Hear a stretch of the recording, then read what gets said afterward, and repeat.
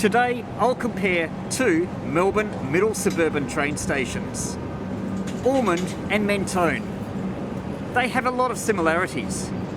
For instance, both were rebuilt in the last 10 years as part of grade separation projects. They both serve a walk-up passenger catchment and both are on the Frankston line. Both are also built in a trench. But as you'll find, the outcomes are very different for passengers. First of all, you need to ask, what is a good station? I'll discuss this from a transit point of view. It's not about architecture, like whether it's got nice bricks or a fancy roof, or whether something from an old station was preserved. Instead, I'm more interested in how well it serves the people who use it. Unlike other main buildings, a station, and indeed the whole transport system, does its job if you spend the least time in them as possible. It is a conduit that gets you from A to B as quickly and comfortably as possible. I'll discuss the comfort first. A good station keeps you dry and from being too hot or cold. Okay, you might not get heating on a station platform, but its design should mitigate rather than accentuate weather extremes. For example, a station should not be a wind tunnel, a shadeless desert, nor have a skimpy roof that can't even keep the floor dry. In winter, a sunless pit isn't nice either, especially on those cold sunny days when waiting should be comfortable but isn't.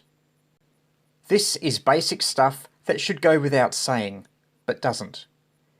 We are still building stations that have no shelter from the rain where needed. See my 2017 video on Southland Station for an example. We pay transport executives hundreds of thousands a year to approve designs that even a child could say was bad. Is this an isolated incident or not? Keep watching to find out. Next, there's station access and catchment. Here, not every station has the same needs. A quiet country station with only a few trains a day probably only needs a single entrance to the platform. You could say the same about an exurban park and ride commuter station as well.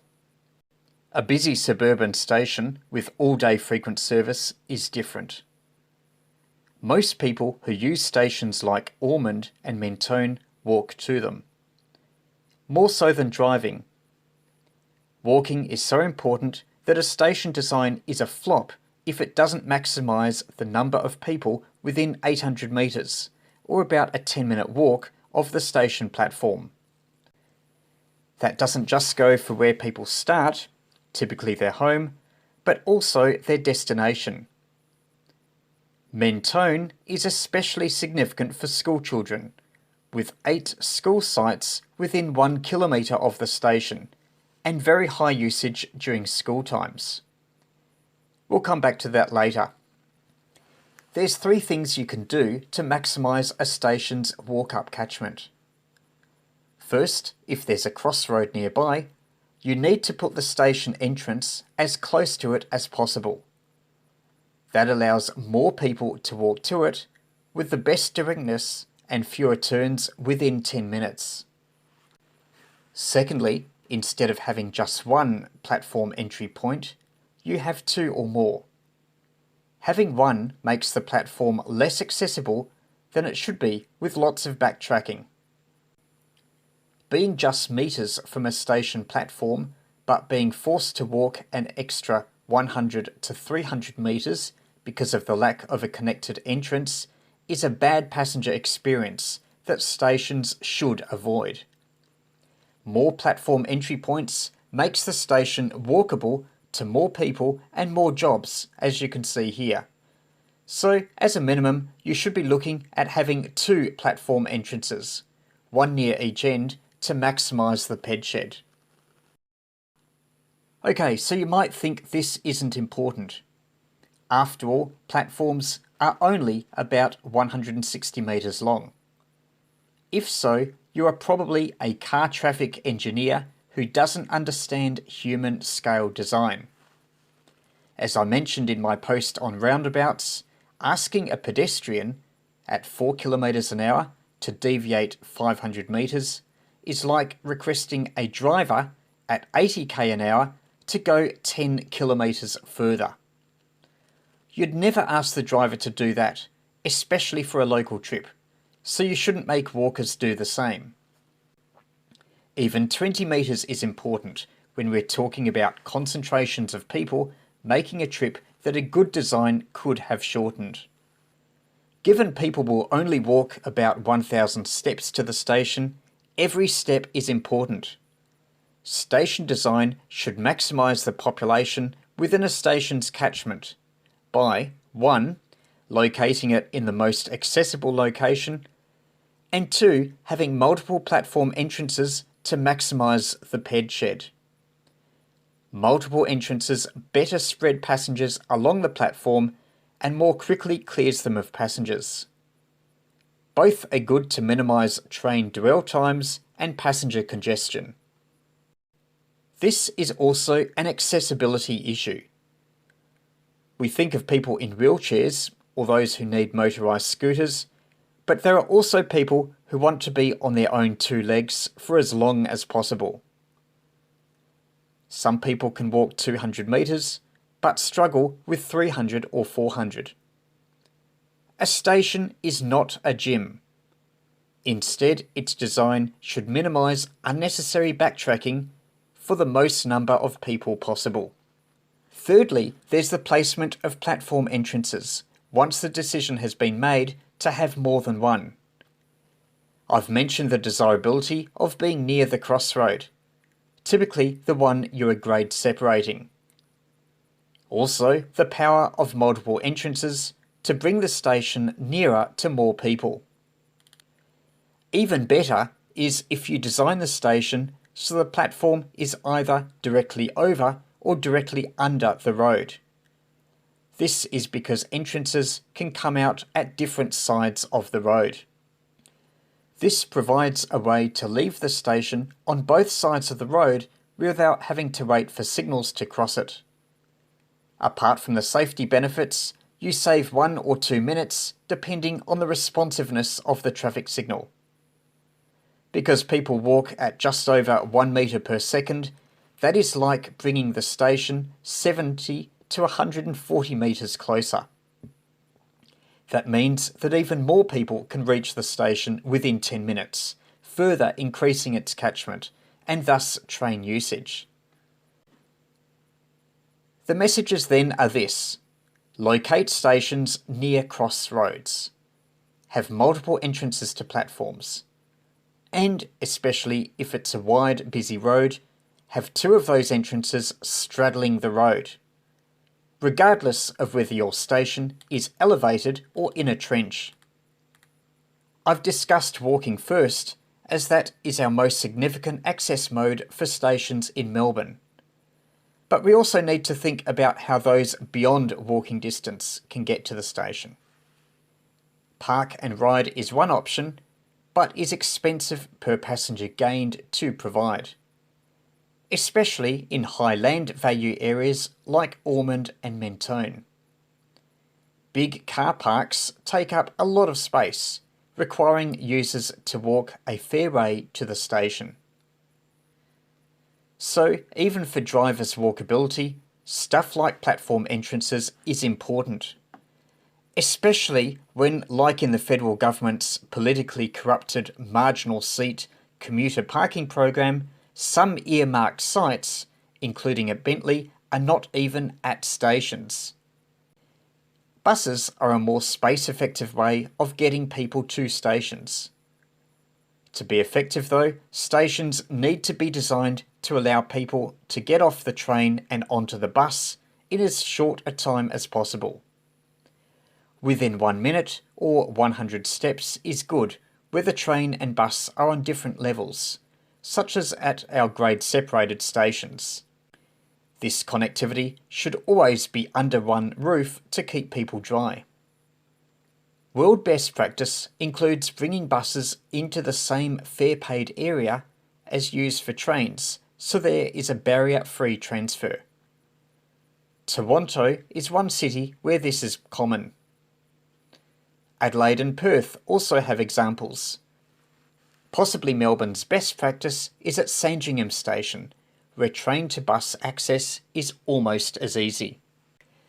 It is perhaps no accident that the bus at Sandringham replaces a tram that, like the train, was run by the Victorian Railways. This is different from more common arrangements where trains, trams and buses were run by different bodies. For much of its history, the Department of Transport has been more a passive contract manager than a strong force for network integration. This emphasis has shaped how our network functions, and not always for the better. As well as people getting from trains to buses easily, the buses themselves need to be on direct routes. Where train stations are in the middle of bus routes, the buses should be able to pick up and deposit passengers at the station without having to pull off their route. This is to keep buses moving so they can be as fast and frequent as possible. The diagram here gives the idea.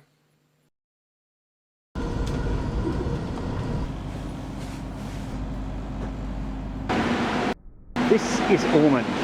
There are exits at both ends of the platform.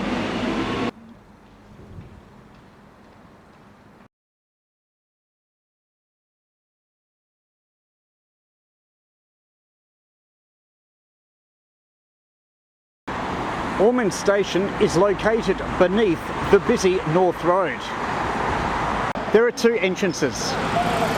One is on the south side of North Road, and the other, right behind me, on the north side of North Road. There are two bus routes, including the busiest one, which is 6:30, which goes to Monash University via Huntingdale. This runs every 12 minutes during the peak and 20 minutes off peak. Weekend service is less. How long does it take to get from this stop here on North Road, Ormond, to the station platform?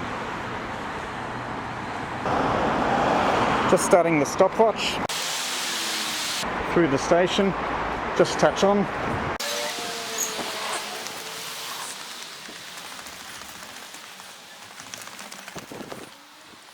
Here in less than 50 seconds. I'll now count the number of steps.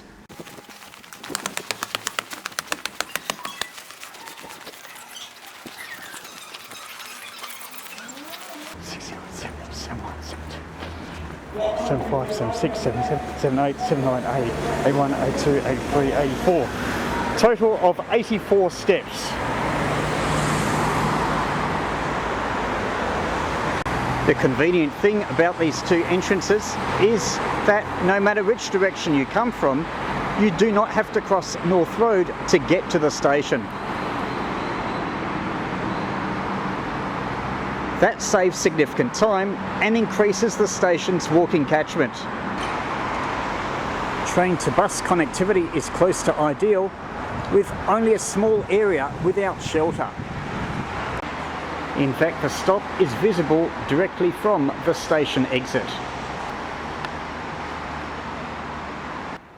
This is the south side exit. It's not far from the extreme south side of the platform. Given the station platforms are about 160 metres long, having two exits, one near each end, greatly increases the station's walking catchment. It also spreads passengers more evenly along the train.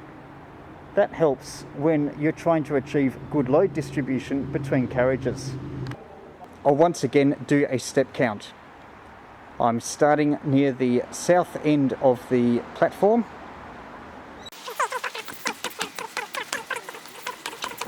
23, 24, 25.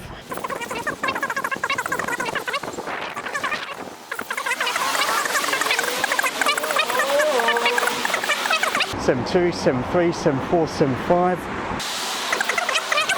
83, 84. 85, 86, 87, 88, 89, 90, 91, 92, 93. There's the south side stop, 93 steps from the station, which you can see on the right.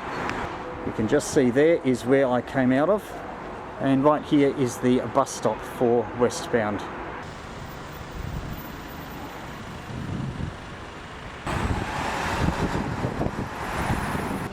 Just do another stopwatch, leaving the bus stop.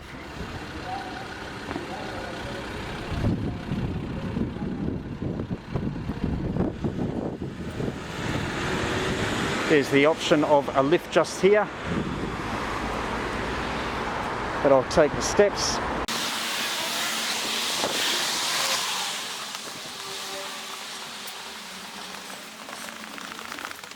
And we're down here on the platform in under a minute.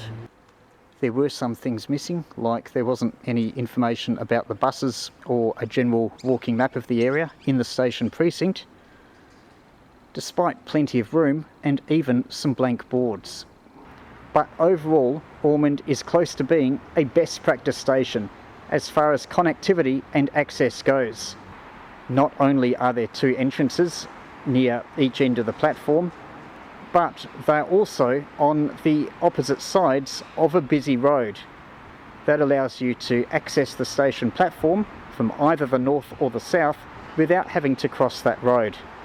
That is good for safety and also for the station's pedestrian catchment, which is increased just by this simple fact of good station design. The other thing that provided was good connectivity with buses, with it being less than a minute to walk from the train platform to the bus stop. Keep watching and see how this compares with Mentone.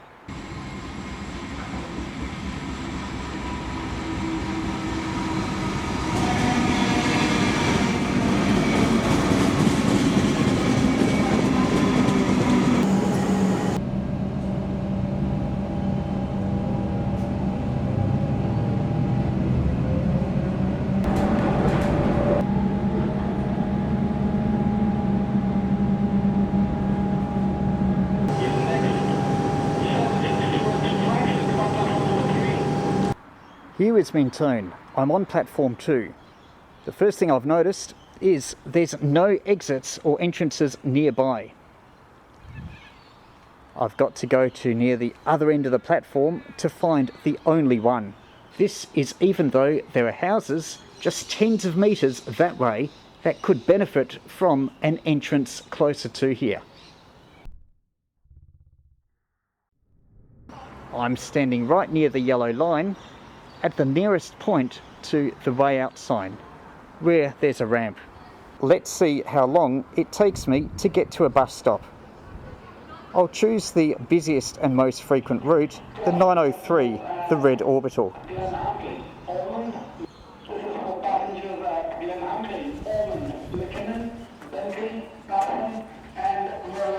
First of all, we've got a long, shallow ramp.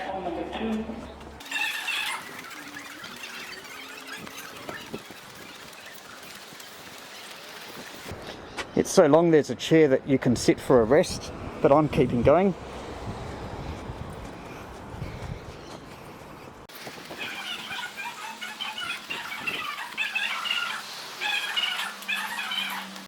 I'm over a minute and I'm not even yet out of the station. This is the entrance to the station. It looks very nice, but it's a long way from its intersecting road. That road is just to the north where that large building is, just past the old station building that you can see just where I'm pointing to.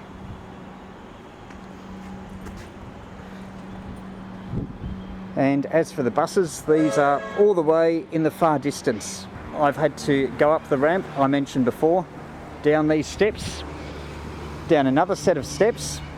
I've got to then cross this road, then cross this other road over here, and then keep going.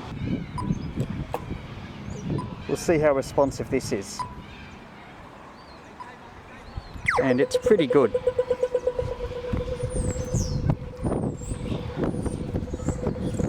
Now the bus buses are over here around the corner.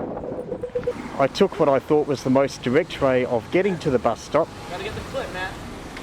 As you can see here, it's all cars, no pedestrian crossing.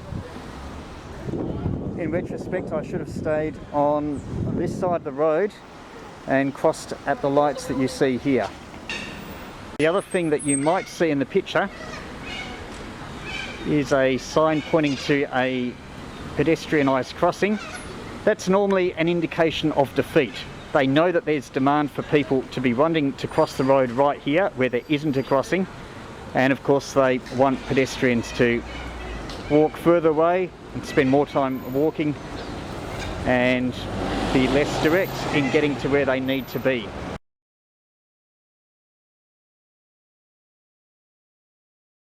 Mentone has had a bit of a facelift, but in terms of pedestrians and getting to where they need to go quickly, it still has a lot to be desired.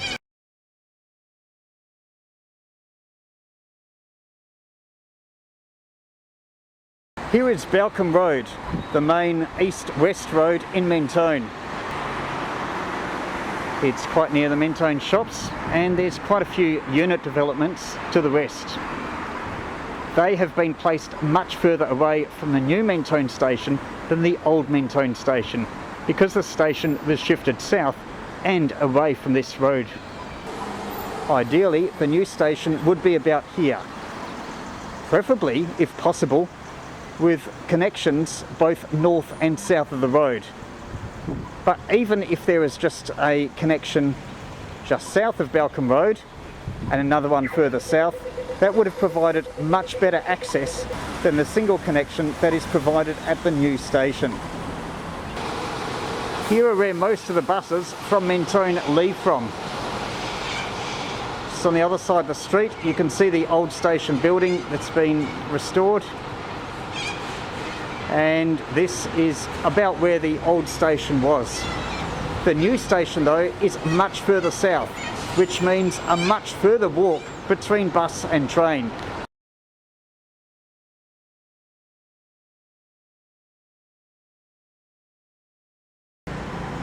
Here's the 903 bus stop. This is the stop used by the Orbital Smart Bus that goes to Altona, almost 4 hours away. I'm just starting, and we'll see how long it takes for me to walk from this stop to the station.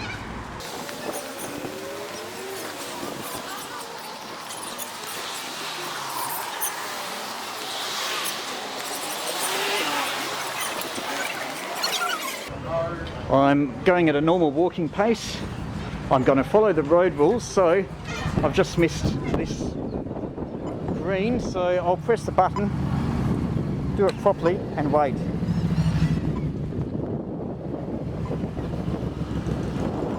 I'm well over a minute.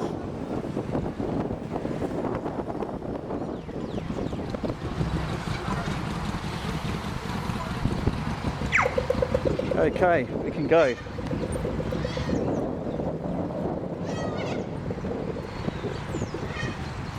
There's the old station building, and through here is the old underpass. It was about 1 minute and 30 seconds, and if you add maybe 20 seconds to that, I would have been on platform 1 of the old station. But we're not, because the new station has been moved a lot further south, so I've got a lot further to go.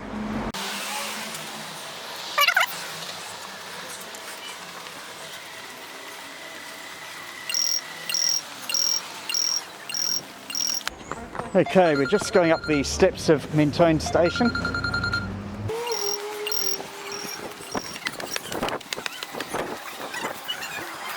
Okay, we're over 3 minutes and we're just at the barriers.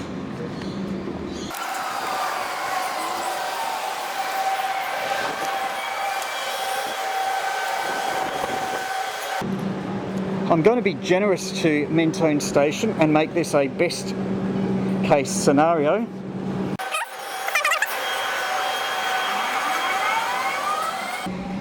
And this is the closest point at which I can catch a train. It's a city-bound platform. and it's more than 4 minutes to transfer from bus to train. If I'd got off at over here, then I would have had to walk much further along the platform, so the transfer time would be even longer, maybe 5 minutes. I'll keep walking along the platform and you can see the time increasing. And yet we're nowhere near the end and it's well over 5 minutes.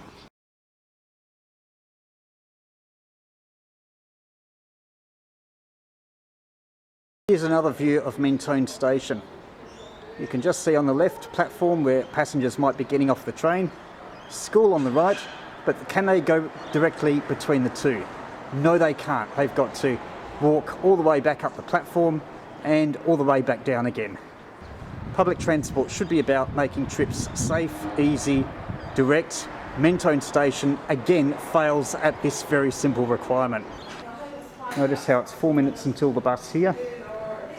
If Mentone was set up better, with buses nearer and better station design, you would have been able to make that bus, but because it isn't, then you'll probably miss it. And the wait for a smart bus on a weekend can be up to 30 minutes. So building really good passenger interchange can dramatically make trips quicker. In summary, there's 3 things wrong with Mentone station. That makes it a very poor station from a passenger and accessibility point of view. The 3 things wrong is the placement.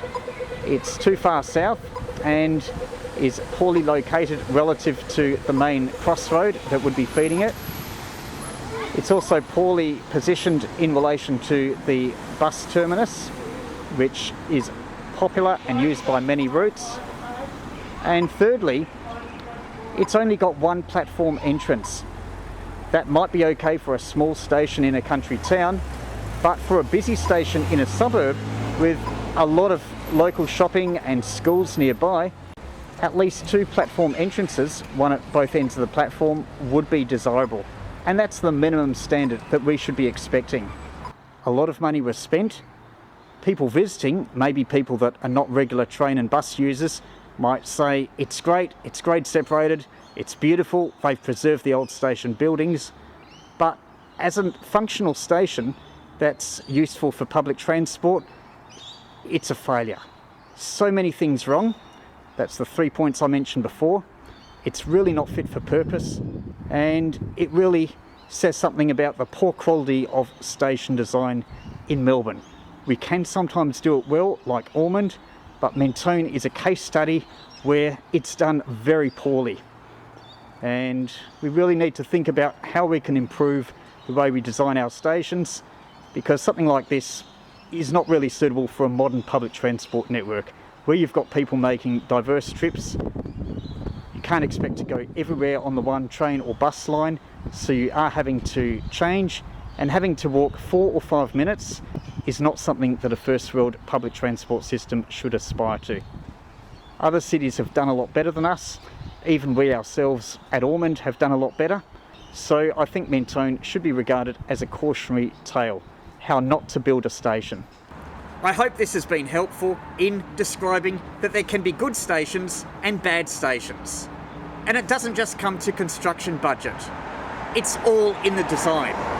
If the design is bad, then the station has left a legacy that's poor for passengers for decades to come. Let's hope we can learn from this. Mentone as an example of what not to do, and Ormond as a station that we can draw inspiration from. Let's hope that future station designers and builders take these lessons on hand when they're building new stations.